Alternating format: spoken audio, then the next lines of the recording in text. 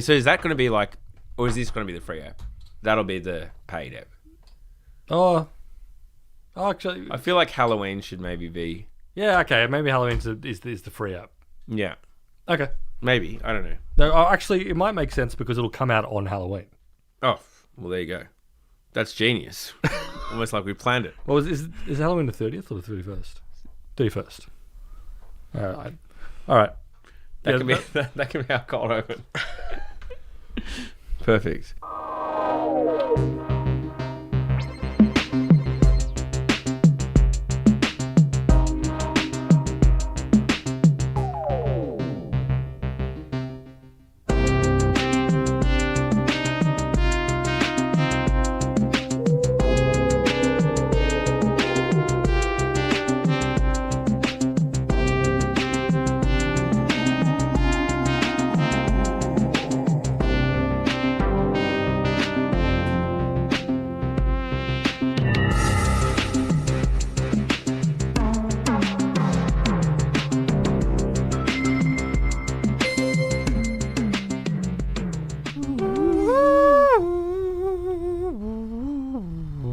That was my attempt at a theremin. What an instrument. What an instrument. Just wave your hands in the air and it makes a sine wave.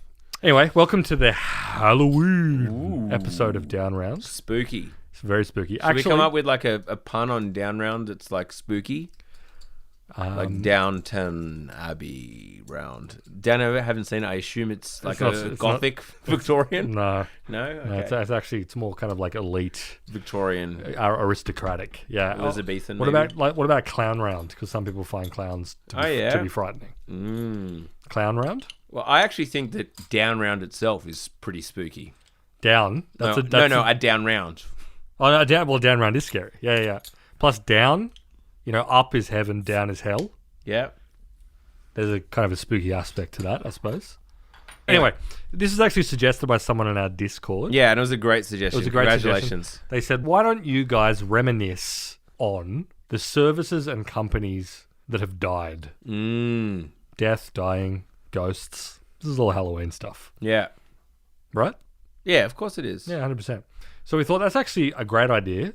And we've done a few episodes that kind of dance around the edges of this. Some of the great failed tech services and platforms and companies of the past. Yeah.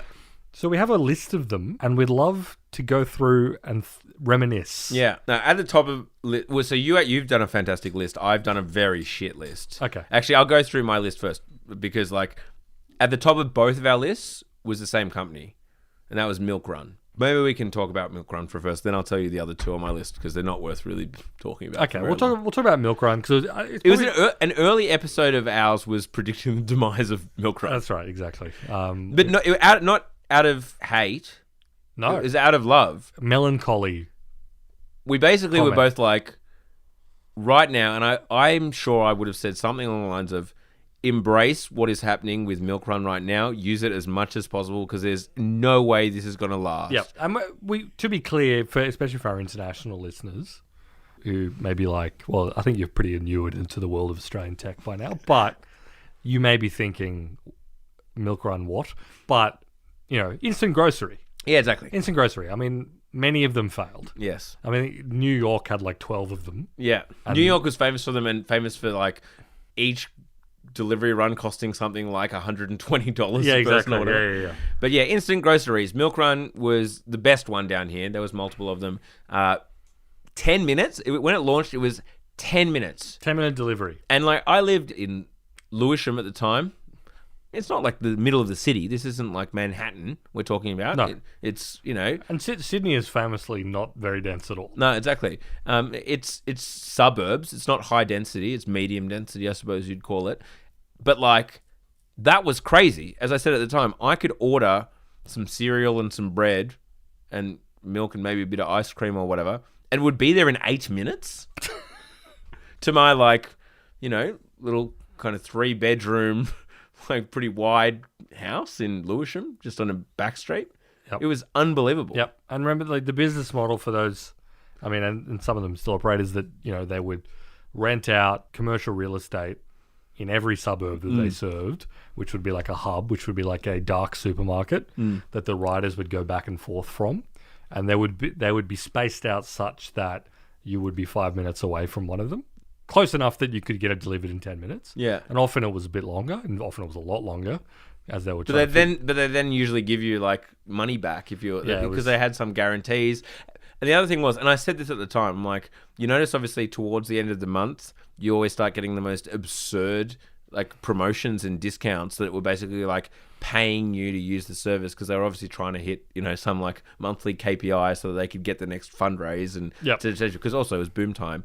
But yeah, I mean, big RIP to Milk Run and to like fast delivery. Obviously, people in Sydney would know that Milk Run got bought for bargain basement prices.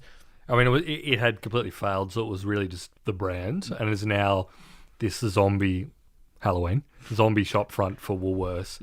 And it's really, I mean, the app is kind of vaguely similar to what the old app was like. Because the branding was top notch. Everything about it was slick, top notch. The app was sick. Communication was sick. Everything was amazing. Unfortunately, just couldn't make money. Couldn't make money. I mean, the delivery cost for everything has gone up. A lot of people complain about what the cost of, you know, Uber Eats and Deliveroo is now. But I put it to those people that the cost of Uber Eats is pretty reflective of what it should cost to have a personal chauffeur for your burrito. That's right about the cost zone it should be at. Like, it should be expensive to have food delivered to your house. And like, when you have an insane tyranny of choice, I would say. There's a bit interesting counterpoint. I was working at an American VC, and one of the investments they did was in Zepto, not the Australian payments company Zepto, but Zepto, which was instant grocery in India. They were the first check in the door for that. It's now $1 billion plus valued company and still chipping along. They said a lot of things about how they made it work because of their extraordinary execution or whatever. I assume there's probably some wage story in there as well. Plus the fact that obviously Indian cities are insanely dense. Yeah. And I guess if you focus on the right neighborhoods, maybe they can make it work. Yeah, I mean, another aspect of Indian society famously is the wealth gap. So there may well be. Yeah, totally. So high density, poor labor laws, huge disparate wage gap. Totally. Whereas in Australia, not dense at all, high wages. And that was the other thing about Milk Run. Like Danny, who runs it, you know, he has. I would say that he's an ethical gentleman, former koala, and you know they were paying employees properly. Well, I mean that was one of their big pitches because it was, you know, hype period, but also people were. I feel like it was a time when people were really tight labour market. With tight labour market, but people were really fired up about underpayment of Uber drivers and like safety of Uber drivers and things like that. They really seized that moment to be like, we pay our people properly. Although it wasn't so much a moral stand because all of them did. That was part of the business model because it wasn't about per delivery. It was about attempting to do something that was predictable delivery times every single time. 5 minutes, 5 minutes, 5 minutes, or 10 minutes. Yeah, 10 and optimizing the algorithm. Optimizing around that. Anyway, Milk Run. RIP to Milk Run. Woo! So I'll read the next two on my list because we probably won't take very long. As I said, you were far more thorough. I had barbecue kettle chips. Okay. Which they were my favorite flavor as a teen. And they don't do barbecue at all? Wood-fired barbecue kettle. Oh, is that the new one? No, that was the original one. Oh, okay. Kettle, I don't think they do any kind of barbecue, but wood-fired barbecue kettle chips were absolutely delicious. They were just full MSG beasts, and they stopped making them when I was around 16, and that was very disappointing to me. That's very sad to see the end of that brand. Be in my bonnet just for a brief second. I don't like that how Baroque chip flavors have gotten. They've gotten too wild. You can't taste whatever they're selling now. No, it's like, you know, I don't want... I mean, Red Rock Deli go hard with these ones. Yeah. Where it's like, you know, once they got into like honey soy chicken, I was like, that's, you know, let's out there. It's a little out there. Let's stick to the basics. But now it's kind of like dill pickle. And all this crap. No, it's I like can't taste it. You're not. I mean, if there are any food scientists or like flavor scientists listening to the podcast, you do phenomenal work. But I do doubt the granularity of your pitch. Yeah, I agree with that. And when they like tell you where the salt's from, Himalayan rock salt. Oh, exactly. Himalayan. No, that ain't him. No, this is like 9 different preservatives, arranged in the correct form to simulate that. Yeah, and Flavor Enhancer 621. I blame AI. And the other thing I had was ASOS heavyweight oversized tee in black. Oh yeah, I used to be a big fan of that. Are they done? They have not been available for a long, long time. I check in relatively regularly, to be perfectly frank, and you just still cannot cop them. I guess it's just out as far as fashion is concerned. They're no longer hot. No, I see. ASOS heavyweight oversized tee in black, no longer hot, folks. My basics, I just get Uniqlo use. Well, I need to go to Uniqlo, but I don't like the soft ones. I like the kind of rougher. Well, no, Uniqlo you are a bit rougher. Well, but they're not quite as long though. Yes, yeah. Everyone's going a little bit more cropped nowadays. I just want my ASOS heavyweight oversized tee in black. RIP to that. Okay. That's not exactly, I know that wasn't in the spirit of all it's like businesses. ASOS still thrives, seemingly. I assume so, yeah. But unfortunately the tee doesn't good agreement cap. A type of t-shirt and a type of chip. Okay. But you had some better ones. Go on. I have a list of ones that came off the top of my dome when I thought about this. Oh, actually, I'm going to throw another one in there. Go. Cogra Golf Club being replaced. They paved Paradise, put up some high-density apartments. Anyway, so as you were. Okay. So the original vision was for tech companies down around, not just things that you fondly remember. But it's in the spirit of the season. Thank you. It's a silly season, folks. It's a silly season. Well, yeah, we're getting there. The first one that I had is one that's quite common because it was sort of the fracture point for reality. Okay. Google Reader. Yeah, this sent people insane. Yeah. And me too. Is it dead yet, that website? Sure. Would this have been the catalyst? I'm guessing there. And maybe it existed before that, but there's a website it's Killed by Google, sorry. Killedbygoogle.com, which is just a list of all of the products that Google has killed. And I feel like Google Reader must have been around the catalyst for that.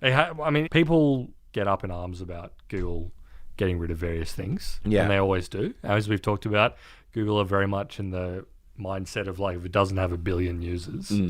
What the hell are we doing it for? What the hell are we doing that for and wasting our time on it? Yeah. They move fast break. Well, I don't know if they still do that, but they're very much in the mindset of if it doesn't scale and we can't see an absolute massive future. Yeah, as well as internal machinations within a large company. Internal politics, plus the fact where it's like, they do try more stuff than almost any company. Yeah. If something is out there in terms of platforms, digital, Google are probably going to have a crack at it. Yeah, that's true. So got to hand it to them. Points for that because there are a lot of companies who wouldn't do that. But anyway, Google Reader was the one that people are definitely most passionate about. So it was an RSS reader. I would venture to say the most popular RSS reader. I used it. It was the only RSS user I used. I used it all the time from the mid 2000s or mid to late 2000s through to when they shut it down. In I think like 2014 or 2015. Zoomer listeners are like, what the hell are you talking about? And probably some millennial listeners as well. Yeah, it was RSS readers was a thing for certain people, for certain millennials and Gen Xers. Let's be frank. No, well, yeah, it was. There's probably even some boomers who are like, back in the day, the web is founded on RSS. Yeah, every website had an RSS. Really simple. You're listening to a goddamn RSS right now, unless you're listening to it on Spotify. Yeah, in which case that doesn't fit into it. Actually, it probably does. In some way. But only once. they yeah, exactly. And they redistribute it. Yeah, totally. Every website had a RSS feed, many of which had the entire article text in it. Yeah. So the idea was you have this feed that you could subscribe to your various news websites and blogs. And it would in the morning you'd wake up and scroll through, I guess like a news feed of just like the entire articles from. Yeah, you'd subscribe to the RSS feed of websites you liked or blogs you wanted to follow. And you can create your own little channels and whatnot. Exactly. You could organize it all. It's basically your own little personal news website. Yeah, and Google killed it, although they saw the writing on the wall. Exactly. They saw that they literally, as I was describing, I'm describing a news feed. I'm describing a form of content that no longer exists. Anyway. And also in a world where all news content was free. Yes. It's like there was two competing things coming to this, which was like a better way to distribute information was like in the social news feed. B, any website that was worth its salt would probably... And also, it made no sense for anyone, frankly, at the end of the day, to have like the entire article text replicated in there with no ads. Exactly. Or like ads were very difficult to execute, like programmatic on it. Yeah. Google was like, why the hell are we subsidizing a way of consumption that we can't shove a bunch of ads in too easily? So it made sense that, and you know, Facebook newsfeed had risen by the time it happened, and people were consuming stuff differently. But the fact of the matter is, if your daily habit was checking your RSS feed and then all of a sudden that's turned off, it's like, that's not nice to have your life interrupted like that. You know what I mean? How dare you? Yeah, no, totally. But also the death of that, I would say was like the final nail in the coffin for like blog culture. Yeah, absolutely. Because it's a real imposition to actually go to fucking pitchfork.com and scroll through and read everything they're doing. Yeah. Or whatever random blog. There are certain people that you're absolutely going to do it for. And companies like Substack and whatever emerged to like fill that gap. And their solution was shove it in your email. And it starts looking, if you looked at Google Reader, it was kind of like an email feed, honestly. Like chronological order, as the articles came through, they would download like a mail client. Yeah. You know. So that's how they kind of solved it. But it's just not the same. It's not the same. So rip Google Reader and the culture that died with you. Yeah. Old school blog culture. Yep. Oh well, it was transient. It always was going to be. Okay, well, you say that, but as I said, RSS lives on because podcast is a form of RSS. That's right.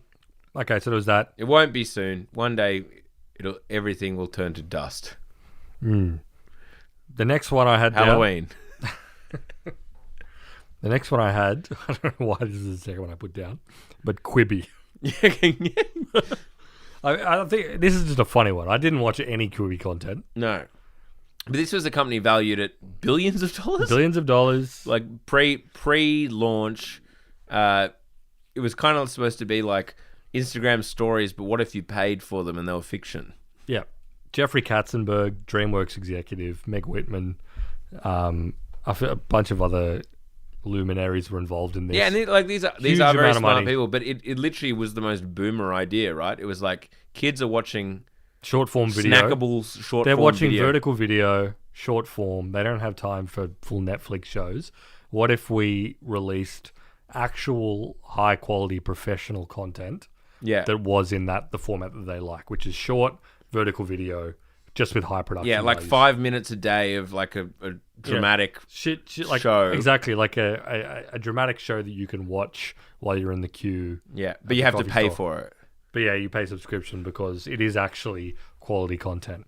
And it very quickly turned out that no one wants that at all. No. In fact, there would be more people watching like all of Breaking Bad split into 20-second clips on TikTok than that.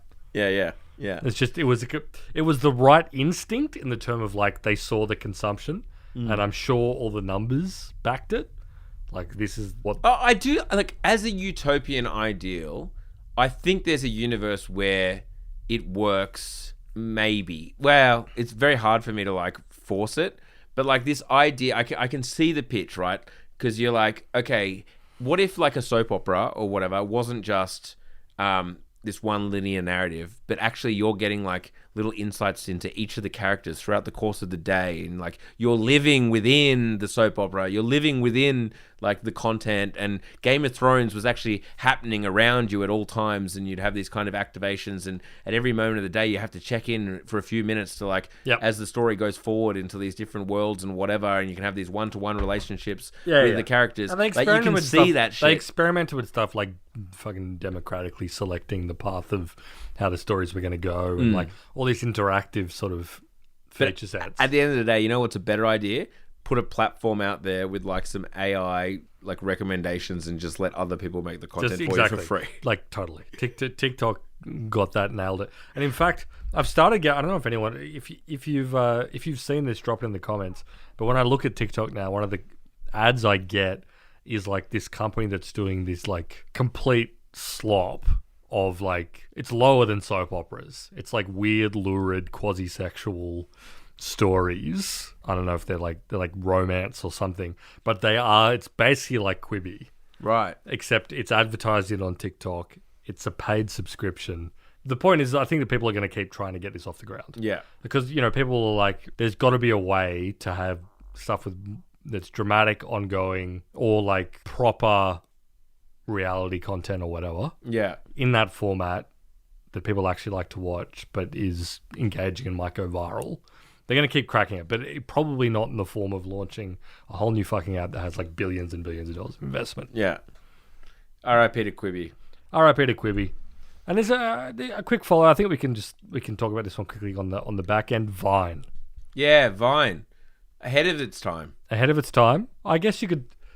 Obviously, it gets talked about a lot as like the bag fumble by Twitter. And in fact, from reading the book that just came out about Elon Musk buying Twitter, it just sounded like a complete basket case internally. And all the reporting has borne it out. They didn't know how to monetize it. They weren't going to make a TikTok. This isn't a thing where like, oh, if only they had waited a few months longer. Yeah. There wasn't the right team on that. They didn't have like that insanely focused, militarized, insane engine that built TikTok. Yeah. They didn't have that. It was kind of like the, against all odds, the center of digital culture for a little bit. Well, I mean, so many of the famous people that we know and love today originated there. Am I right?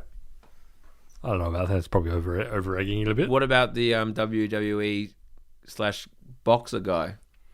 Oh, yeah, like Logan Paul. Logan Paul. Was he more a YouTuber? Maybe he was on Vine. I don't know. Actually, maybe he was a Vine I think he star. was a Vine guy. Yeah, there actually are a few Vine guys left behind. I always get it confused because there was also like the pre-TikTok, like Musically. Yeah. Like a ton of TikTok stars came from people doing lip sync videos on Musically. Musically. Musical.ly. Yeah.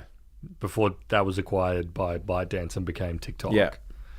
But yeah, there were people that were on Vine. But again, limitations breed creativity. Yeah, but this is the problem. It breeds creativity, but it's also, this is the problem with Vine, right? It's like, if for whatever reason you don't know Vine, the limitation was 6 seconds, right? Yep. You had to do an entire video in 6 seconds. And that meant that, like, the good content was so good, but it was so... No one was, like, unless you were elite, like, it's so intimidating to actually make a Vine. Like, for most normal people, making content for that format is, like, impossible. It's so hard to make an entertaining video in 6 seconds, especially the way with, like, when you open Vine and you're just hit with quality after quality after quality, and, like, these geniuses making narratives in 6 seconds. Like, most people aren't going to bother even giving that a crack. Well, I think that this is actually an interesting problem that I know TikTok has, and I've heard over and over that TikTok has, which is like they have all these great editing tools. They try to make it easier and easier and easier. But one of their biggest problems as a platform is like the friction to create something is insanely high. Like, it doesn't have the Instagram stories thing where people are happy to just throw something up. Just chuck something up. Or like, back in the day, posting a Facebook status. TikTok is really built around the idea that there has to be an unlimited, vast amount of content at any given time. Yeah. But for most people, they'll be like, I don't know what to fucking do. Most people wouldn't post, right? Most people are like, yeah, like, exactly. I'm sure. Because like, even just like if you want to say something to the world, I mean, it's got to be in that way, right? Where you're not even allowed to say like, okay, at the beginning, because otherwise you get slammed by Gen Z, right? Because it's like a millennial thing. You have to go straight into it. It's the millennial pause, where you kind of like go before you talk. Yeah, I mean, but and engaging. They have all like the templates and formats and whatever, but still the friction level. Although I do like when you like, and it happens on Instagram stories as well, because the whole way that TikTok works is like it will take a video from someone as a new creator, show it to a sample group of a few hundred people maybe. If they stick around and watch it, then they're like, okay, you've gotten over that hump. We're going to show it to the next 1,000. Probably check the percentage of engagement. Okay, this is going to the big leagues now. We're going to show it to more and more people. But every now and again, you're in that test group. Yeah. And you just see like the most fucked thing you've ever seen. Like an absolute window into human misery. Like a weird, blurry, shit tier Samsung thing of someone doing a lip sync to like a Rob Zombie song. And like, because it's the cheapest Android that exists, it's going at like 3 frames a second. 0 likes, 0 shares, 0 anything. And you're like, swipe. And it sticks with you. It's like black tar on your soul. And that person's going to post like another 3 videos, and they're all Or maybe never again. Maybe never again. Yeah. Well, that's it. Like, you know, they're going to quit at some point. But, you know, yeah, I mean, it's a good point. But they still give people that juice. As we've talked about with TikTok, it's like they still give people on video 1 or video 2, they'll give you 600 views. And so, you know, that'll keep people coming back and trying to give it another crack after another crack. Yeah. Anyway, TikTok ain't going to die. Vine did. Rip. Great. Next one I got down, wonderful throwback. I've grouped them all together. LimeWire, Kazaa, Napster.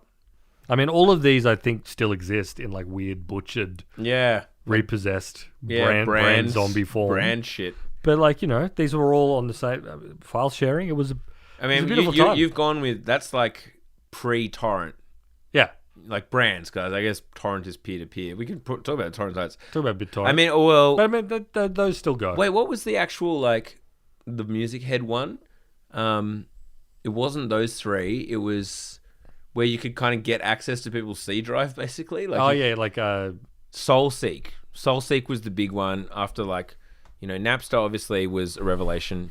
I remember a Thai gentleman installing it on my computer. Nothing sus. Okay. And I was like, whoa, because I was pretty into music.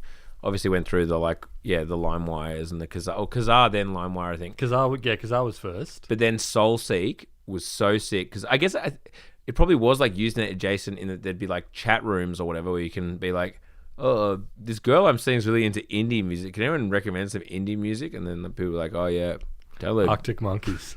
This is a little bit before then. You're like, download Metric.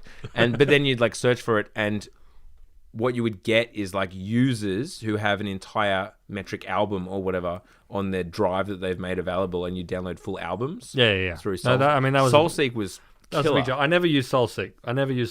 I mean, I do, you know, obviously, as with anyone in our generation, LimeWire. LimeWire, you could download programs, right, and just put hacks on your computer. Yeah, I mean, I'm sure everyone has wonderful stories about that. Oh, and, you know, downloading fake music, mislabeled music, terrible metadata labeling, downloading songs one by one, and they all had varying bit rates. Well, that's it. Like, there's some bands that I feel like, you know, I was a massive fan of, but I never listened to an album. I just like had disparate random bunch of songs that like I just downloaded because I searched Eminem or whatever in LimeWire. Exactly, totally. Or you would download a song and it would come out as like, what was something like the constantly mislabeled shit.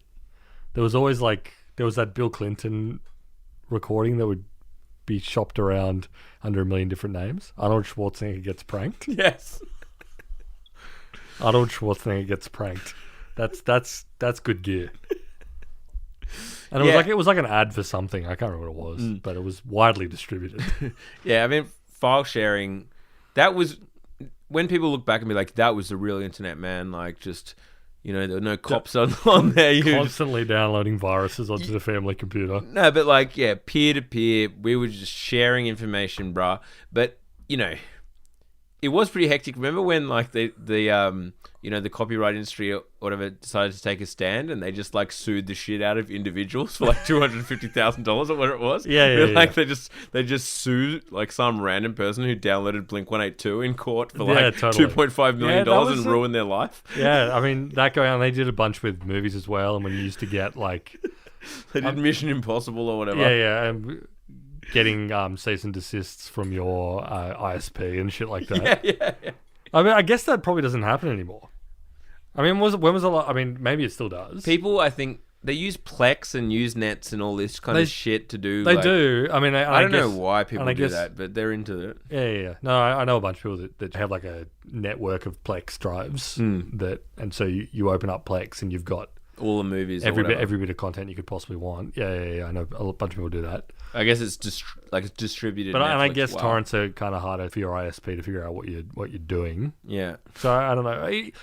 Write in if you've had your ISP send you a cease and desist and tell you to stop pirating The Dark Knight. No, I know. Let I'm us sure. know in I'm the sure. comments. I know. I'm sure in our listenership there is a large number of people who are in some kind of Usenet. No, Plex 100%. thing, But I'm specifically looking for someone who has been, well, if you've been sued, amazing.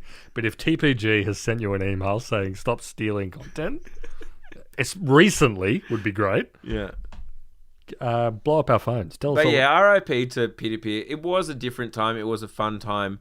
Like, looking back, much like the Google Reader, like, it could never have lasted. It is what it is. It was a beautiful time, but It was so ubiquitous. The internet really did steamroll copyright holders and, like, traditional distributors of media. No, through totally. that, where it's just like, hey, literally the majority of people right now are just friggin' like sharing your content willy-nilly. Like, Yeah. most people our age would just get 98% of their media via like pirated, right? Like, it was just the way you consume media. Yeah. It'd be weird to go into JB Hi-Fi and buy a DVD when I'm like, I can just download it. Like, it's, Yeah. No, and that's why every time, there's always think pieces and whatever about the return of piracy, especially when it comes to like movies and stuff. Music, it's why would it come back? It's kind of, and there's always, although people do talk about it, they're kind of like, oh, every time Spotify is doing another price increase or introducing some AI bullshit or doing whatever, they're like, music piracy is coming back. I don't think that's happening. Music piracy is never coming back. But movie piracy definitely. But it's not, the culture's not there in the sense that like not everyone, the ubiquity, everyone was doing that. Yeah. Everyone. Yeah. To the point that if you were someone who bought records, you could make a moral stand and be a genuine outlier. Yeah. It was, if that's the way you wanted to establish uniqueness, you could do it. But yeah, that's gone. The culture's gone. Everyone knowing what Arnold Schwarzenegger gets pranked means. Shout outs to the Pirate Bay. He still isn't Lars Ulrich or whatever. Oh, that was Silk Road. Which one? Wait, is the Pirate Bay guy locked up? We should know this. This is like, it should be law. Did you say Lars Ulrich? The drummer for Metallica? What's the guy? I mean, it's not. Hang on. You know who I'm talking about, though, right? Yeah. The Pirate Bay founder, Frederick Svartholm. Is he still in jail? I think I'm actually thinking about the Silk Road founder. Yeah. Well, he's in jail. Let's cut all of this. But let's check in on the Pirate Bay guy. It's Ross Ulbricht. Yeah. Ross Ulbricht is Silk Road. Silk Road. But Pirate Bay. They were just a couple. They were a couple of randos. Although I will say, But they got locked up, didn't they? Yeah. Sund was released from prison in November 2014 after serving 5 months, while Wag is currently serving a 42-month prison sentence in Denmark for unrelated computer crimes. well, I mean, once you get a taste for it, doing crimes online. Although, again, this is not actually LimeWire and not Kazaa. This is more on the BitTorrent side of thing. But like the name that always comes to mind is like Axo, AXXO, who's got to be one of the most influential people in film history because he's the guy that did DVD rips and put them up on torrents. And it always had like, the name of the film, then Axo, AXXO, and they were always like 700 megabytes. Like he had some codec process where he would rip the DVD and there would be, for an average length film, like about 700 megabytes. And then one day he released thousands and thousands and thousands of torrents and he disappeared. I mean, I used to download cracked music plugins. That was like my big thing, obviously. Yeah. It was, I would not have been a music producer if it weren't for pirating. Criminal behavior. Yeah. I mean, I don't think I paid for any music software for the first 10 years, I'd say, of my career. Nowadays, everything's fully legit. Estimate how many of the synth sounds on a average Meeting Tree record. No, Meeting Tree was later. Meeting Tree was later. Okay. Yep. I'll leave that. Let sleeping dogs lie. Okay. We'll do a few more before we wrap up. This is kind of a funny one. Zune. Oh, the Zune. The Zune. Oh man, there's a whole category of like MP3 players, right? Failed MP3 players. Yeah. Well, and I'm going to throw out, actually, that's reminded me of a piece of technology that it's probably not on your list, but it just reminded me of. But yeah, the Zune was like Microsoft's MP3 player. Yeah. It was supposed to be better, right? Yeah. There was a few that were supposed to be better. I'm going to go through a list of MP3 devices, and pre-Zune, a whole technology that never really took off, not at least not in Western markets, but should have, mini disc players. Mini disc players. That shit was cool as hell. Let's mini discs, a little plastic cartridge, but inside it was like a silver spinning CD thing in a miniature form. Yep. That was cool. I mean, that's cool. Is it so removed from like an iPod with a hard disk drive? No, but you could see it. It was see-through. That's true. Yeah. It was technology. That's technology. You can do. Yeah. That was highly Japanese. Yeah, exactly. But yes, Zune, Microsoft's attempted recorder, and there's some other ones around that time as well. Obviously, the iPod just absolutely annihilated. Well, yeah. I mean, that's why we're here today. You're listening to a podcast. Yeah, exactly. So what I was going to bring up though, that's adjacent. Remember when Will.i.am had the camera around the camera that clicked into an iPhone that you wore around your neck? Oh, that's right. Yeah, like the lens that you could plug on. Yeah, good on him. I remember what was the other MP3 player? The Creative Zens. That's what I was trying to think of. I thought it might have been Zen. Yeah, that's right. I remember. And then what was the one that God, I'm looking at photos of them now. They were fucking ugly devices, but you know they did what they were supposed to do. What was the one that I was going to say Phil Richter or whatever, but it certainly wasn't him. Someone released it only plays flax or whatever. Neil Young. Neil Young. The Ponyo. The Ponyo played lossless music. Yeah. Because he was like, the fucking iPod has ruined the listening experience. Yeah. You know what, though?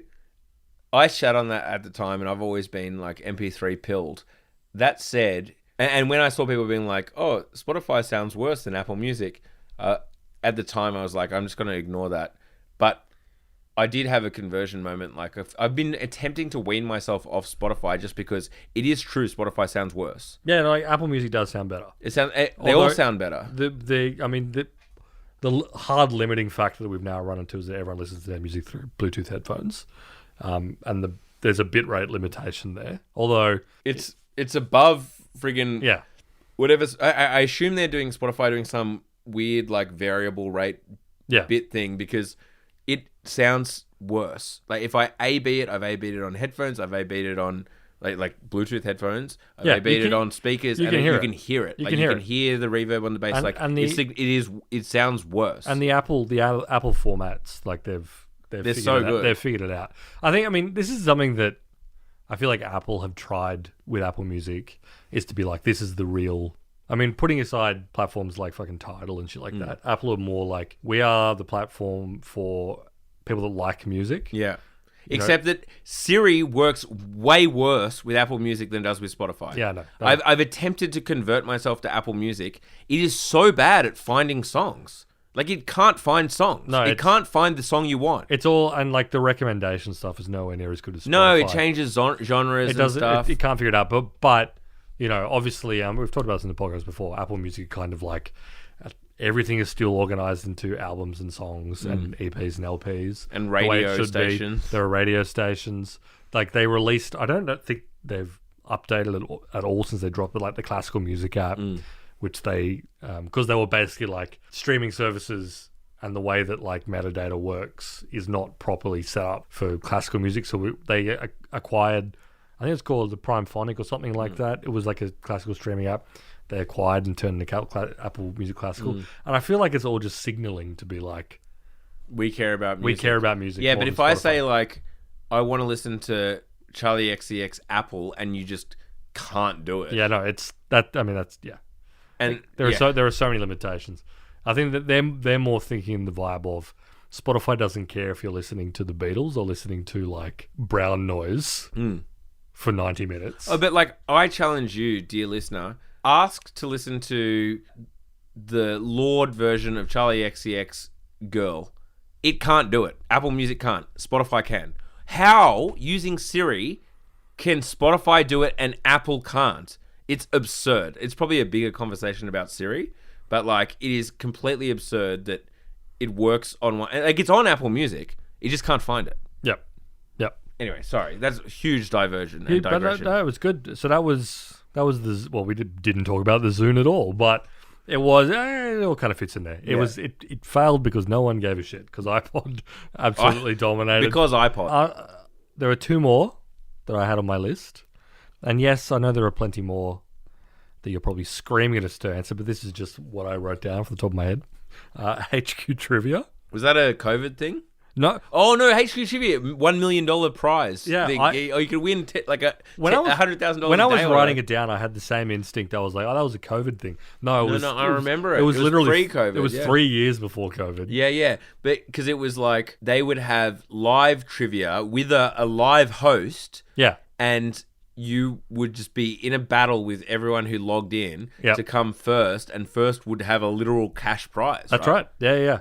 It incredibly funny. It was actually developed by two Vine creators, and like as an idea, it's great, and it did seize attention for a while. Yeah, I downloaded it and I played it for like a few weeks. I played it for a few days, but and where it was. So I'm pretty sure it was like maybe a day.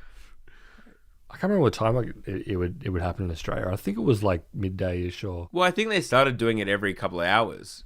Yeah. In the end, like it was like a regular thing, but yeah. Yeah, and it was obviously the same guy, and he did his. That must have been stressful to be the guy running the. And then you'd answer questions. And it was vertical as well, so big shout out. But Vine were across vertical very early. Yeah, I did win money on it once. Really? But it was because it was like distributed to a pool. I'm pretty sure. Yeah. So exactly. I think it just gets like added to your account, which you then have to like credits take out through some laborious process. Yeah, and I think have a stable coin. It was like $9. I think I won.